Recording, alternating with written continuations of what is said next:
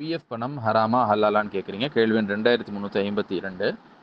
PF அதாவது provident fund அப்படின்னா என்னன்னு முதல்ல தெரிஞ்சுக்குவோம். அதாவது ஒருவர் ஒரு அரசு நிறுவனத்தில் வேலை பார்த்தாலோ தனியார் நிறுவனத்தில் வேலை பார்த்தாலோ அவருக்கு கிடைக்கக்கூடிய மாத சம்பளத்தில் ஒரு பர்சன்டேஜை வந்துட்டு அந்த நிறுவனம் பிடித்தம் செஞ்சுட்டு மீதியை தான் கொடுக்கும். ஒரு 12% என்ன செஞ்சிருவாங்கன்னா பிடிச்சிருவாங்க, மீதியை தான் சம்பளமாக கொடுப்பாங்க. அத்தோடு சேர்த்து அந்த நிறுவனமும் அவர்களுடைய பங்காக ஒரு ஒரு பர்சன்டேஜ் கொடுப்பாங்க, ஒரு 12%. அப்போ 12 + 12 அப்படிங்கும்போது 24%. பொதுவாக அதிகமான இடத்துல இப்படி தான் இருக்குது. 24% அப்படிங்கிறது அளவிற்கு அந்த வேலை பார்க்கக்கூடிய அந்த ஊழியருடைய பேரில் வந்துட்டு சேமிப்பு வைக்கப்படும். இத்தோட முடிய போகிறது கிடையாது. அதற்கு வட்டி என்ன செய்யும்னா மாதம் மாதம் அது கூடிக்கிட்டே போகும், அது போடப்பட்டுக்கிட்டே இருக்கும். ப்ரொவிடென்ட் ஃபண்டுக்கு உள்ள அந்த அக்கௌண்ட்டில் தான் அதிகமான வட்டி விகிதமும் உண்டு. அப்போ இதற்குன்ட்டு ஒரு நிறுவனமே வந்துட்டு ஒன்றிய அரசின் கீழ் இருக்குது. எம்ப்ளாயீஸ் ப்ரொவிடென்ட் ஃபண்ட் அப்படிங்கிறது ஃபண்ட் ஆர்கனைசேஷனுங்கிறது ஒரு அமைப்பு. அவங்களுக்கு கீழே தான் இந்த பிஎஃப் எல்லாமே வருது.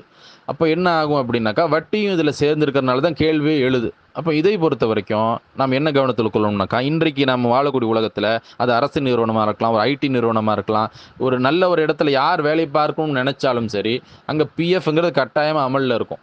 அப்போ நம்ம சேலரி வாங்கணும் அப்படின்னா நம்ம கட்டாயமாக பிஎஃப்க்கு ஒப்புதல் அளித்தா தான் ஒரு கம்பெனியில் நீங்கள் போய் சேர முடியும். அப்படி இது வந்து நிர்பந்தமான ஒரு நிலை. அல்லாஹ் என்ன சொல்கிறான், லா யுகல்லிஃபுல்லாஹு நஃப்ஸன் இல்லா உஸ்ஸஹா.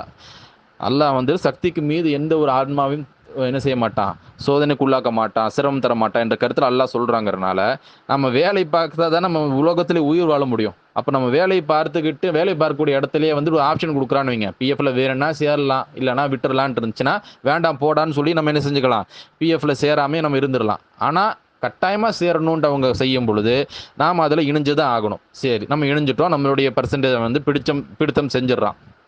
அப்புறமா அந்த ரிட்டையர்மெண்ட் ஆகுறோம்ல, ஓய்வு பெறும் பொழுது டோட்டலாக அமௌண்ட் நம்ம கையில் கொடுப்பான். அப்போ தரும் பொழுது அதில் என்னென்னலாம் சேர்ந்துருக்கும், நம்மளுடைய இப்போ சேலரியில் உள்ள அமௌண்ட்டு, அந்த நமக்கு வேலை அவன் கொடுத்த அமௌண்ட், அது ரெண்டுமே ஹலால் தான், பிரச்சனை இல்லை. மூன்றாவது வட்டி என்ன செஞ்சோம், வட்டி குட்டி போட்டு அது அப்படியே இன்னும் கொஞ்சம் அதிகமாக போயிருக்கும். எல்லாமே சேர்த்து தான் என்ன ஆகும்னா நமக்கு அந்த ஓய்வு பெறக்கூடிய நேரத்தில் அந்த அமௌண்ட் வரும். இப்போ இந்த நேரத்தில் நாம் வந்து என்ன கவனத்தில் கொள்ளணும் அப்படின்னாக்கா, அதாவது இந்த இபிஎஃப்ஓ கீழே தான் இது என்ன செய்யுது, இந்த பிஎஃப் அமௌண்ட்லாம் வருது. அவங்க வந்துட்டு இபிஎஃப் பாஸ்புக்குன்னு ஒன்று கொடுக்குறாங்க. இபிஎஃப்ஓனுடைய ஒரு தனி வெப்சைட் உண்டு. அந்த வெப்சைட்டில் வந்துட்டு நீங்கள் உங்களுக்கு வழங்கப்பட்ட யூனிவர்சல் அக்கௌண்ட் நம்பரையும் பாஸ்வேர்டையும் கொண்டு நீங்கள் லாகின் பண்ணிங்கன்னா அதில் உள்ள டீட்டெயில்ஸ் கம்ப்ளீட்டாக தெரியும். என்ன சதவீத வாரியா, அதாவது உங்களுடைய இப்போ சேலரியிலேருந்து பிடித்தம் பண்ண அமௌண்ட் இவ்வளவு, உங்களுடைய சொந்த பணம் இவ்வளவு, நிறுவனம் அளித்த பணம் இவ்வளவு, வட்டி வந்துட்டு இவ்வளவு கிடைச்சிருக்குன்ட்டு தெளிவாக நமக்கு வந்துட்டு பார்க்கக்கூடிய வகையில் தான் அமைப்பு இருக்குது. எனவே நாம் என்ன செய்யணும் அப்படின்னாக்கா, நாம் வந்து வேலை கட்டாயம் பார்த்துதாகணும் அப்படிங்கிறதுனால வேலையில் சேர்ந்துடுறோம். நிர்பந்தங்கிறதுனால அவன் வட்டியை போடுறான். அது நமக்கு உடன்பாடு இல்லைனா கூட நம்ம மீது திணிக்கப்படுது.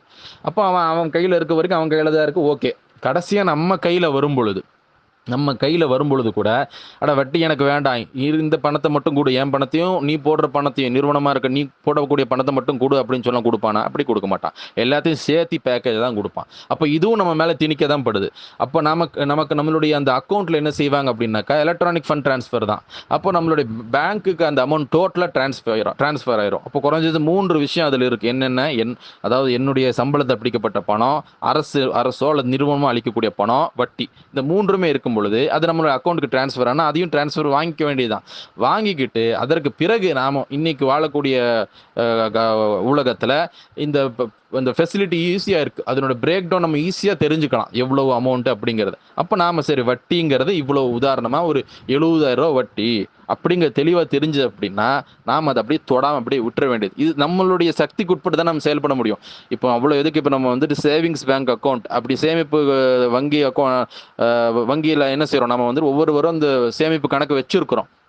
ஏன்னா இன்னைக்கு கட்டாயமான தேவையாக இருக்குது. இப்போ நமக்கு விரும்பாட்டியும் என்ன செய்கிறான், அவன் வட்டியை போட தான் செய்கிறான். வேண்டான்னு சொல்லி எழுதி கொடுத்தாலும் அவங்க கேட்க போகிறது கிடையாது.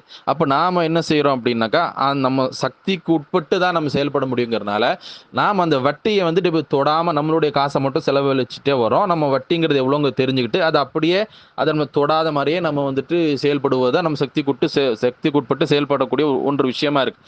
அப்போ அதே அளவுகோல் தான் இதுலையும் பிஎஃப்ல எடுத்துக்கணும். பிஎஃப்ல பொறுத்த வரைக்கும் ஒரு 10,00,000 நம்மளுக்கு பிஎஃப் வருது அப்படின்னா, அதில வந்துட்டு ஒரு ஒரு 70,000 அல்லது 1,00,000 2,00,000 எவ்வளவோ தொகை. அது வந்துட்டு வட்டி நம்மளுக்கு தெரியும் பொழுது, அது அப்படியே நிறுத்திற வேண்டியது. நிறுத்திற வேண்டியதுன்னா அக்கவுண்ட்ல தான் இருக்கும். அதை எடுத்து செலவு செய்யாம, அதை இவைங்க அப்படியே வந்து என்ன செஞ்சிட வேண்டியதா, செலவு பண்ணாம அப்படியே உங்களுடைய அக்கவுண்ட்ல இருக்கு. அதை ஒண்ணும் செய்யாம விட்டுற வேண்டியது. அதிலிருந்து எடுத்து செலவு செய்யாத வகையில நாம வந்து செயல்படுவது தான் குறைந்தபட்சம் நம்மளோட சக்திக்கு உட்பட்டு நம்ம செயல்பட முடியும். ஏன்னா, முன்னாடி சில பேர் எப்படி ஃபத்வா அளிச்சுக்கிறாங்கன்னா, எல்லாமே கலந்துருச்சு ஒண்ணும் பண்ண முடியாது நிர்பந்தம். அதனால எடுத்து நீங்க யூஸ் பண்ணிக்கோங்க. அப்படிங்கிற மாரியான ஃபத்வாக்கள் உண்டு. ஆனா, அது வந்துட்டு சரியான ஒரு விஷயம் கிடையாது. அல்லாஹ்வுக்கு அஞ்சக்கூடிய ஒரு நிலையில நாம வந்து ஒரு செயல்பாடை அமைத்துக் கொள்ள வேண்டும்னா, நமக்கு சக்திக்கு உட்பட்டு நம்ம செயல்படணும். இன்னைக்கு நமக்கு அந்த பிரேக் டவுன் பெர்சன்டேஜ் எவ்வளவு நம்மளால அறிந்து கொள்ள முடியும் என்ற காரணத்தினால, நாம அந்த இன்ட்ரெஸ்ட் மட்டும் எவ்வளோங்கிறது தெரிஞ்சு, அதிலிருந்து நாம வந்துட்டு பணம் எடுத்து செலவு பண்ணாத வகையில, அது என்னுடைய பணமே இல்லங்கிற வகையில, நாம வந்துட்டு நம்மளுடைய அமௌண்ட்ல நம்மளுடைய அக்கவுண்ட்ல ஆக்சுவல் பணம் நம்மளோடது எவ்வளோ இருக்கோ, அதை மட்டும் நம்ம செலவு பண்ண வேண்டியது தான். சொல்லப்போனா நம்ம நார்மல் சேவிங்ஸ் அக்கவுண்ட்ல எப்படி இருக்கு? வட்டி போட தான் செய்றான். அதையே வந்து நம்மளுடைய பணம் இல்லாம, அது எப்பவுமே நம்ம அக்கவுண்ட்ல எவ்வளோ பணம் இருக்கு, அதில எவ்வளோ சதவீதம் வட்டி போடுறான் அப்படிங்கிறத வந்துட்டு ஒரு முஸ்லீமும் வந்து தெரிஞ்சு வச்சுக்கிட்டே இருக்கணும். ஏன்னா நம்ம பணம் தானேன்னு சொல்லிட்டு டோட்டலா எடுத்து வட்டியோட சேர்த்து செலவு செய்வது என்பது கூடாது. எனவே இதையே கவனத்தில கொண்டு நம்மால முடிந்தவரை இந்த வட்டியை நம்ம வந்து தொடாத வகையில செயல்படக்கூடிய ஒரு அந்த மாரியான ஒரு நிலை இருக்கு. அதில கொஞ்சம் மெனக்கெடணும். ரொம்ப அந்த காலத்துல ரொம்ப சிரமம்லாம் கிடையாது. இன்னைக்கு எல்லாமே வந்துட்டு இன்டர்நெட்ல அவைலபிளா இருக்கு. எல்லா ஃபெசிலிட்டியும் ஈஸ் ஆக்கறது தான் அதாவது எளிமையாக்க தான் படுதுங்கிறனால, நாம வந்து இந்த வட்டி பணத்தை மட்டும் தொடாம, நம்ம அந்த ப்ராவிடென்ட் ஃபண்ட்ல இருந்து நம்மளுடைய பணம், நிறுவனம் அளித்த பணம். அதுல மட்டும் அந்த ஒரு ஷேர மட்டும் அது பிரிச்செடுத்து, அதுதான் என்னுடைய பணம்னு நம்ம வந்து கணக்கிட்டு, அந்த பணத்துக்குள்ள இருந்து மட்டும் நாம வந்துட்டு நம்ம என்ன செய்யணும்னா, நாம செலவினங்கள் செய்து கொண்டால், அது வந்துட்டு சக்திக்குட்பட்டு செயல்பட்டதாக இருக்கும். அதுவல்லாத அந்த பணத்தையும் எடுத்து நம்ம வந்துட்டு செயல்படுவதுங்கிறது, அது வந்துட்டு வட்டியை பெற்ற குற்றத்தில தான் அது வந்துட்டு நம்மை அந்த குற்றத்தை செய்தவர்களாக ஆக்கிரும். எனவே நாம் அந்த விஷயத்தில கவனமாக இருந்து கொள்ள வேண்டும்.